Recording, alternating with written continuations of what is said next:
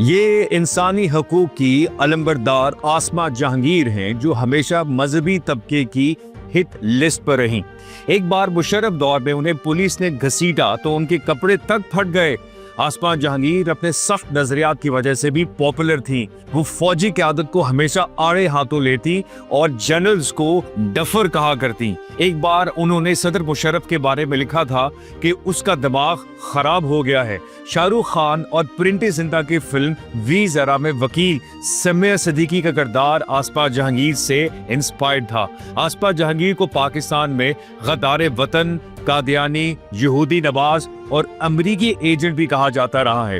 یہی آسما جہانگیر تھی جنہوں نے انڈیا جا کر انتہا پسند لیڈر بالا صاحب ٹھاکرے سے ملاقات کی تھی۔ خاص بات یہ تھی کہ آسما جہانگیر اس ملاقات کے دوران بھگوا رنگ یعنی نارنجی اورنج کلر کی ڈریس میں نظر آئی تھی۔ یاد رہے کہ ان کا نماز جنازہ مولانا مودودی کے صاحبزادے حیدر فاروق نے پڑھایا تھا، جس پر بھی ایک تنازع کھڑا ہوا تھا۔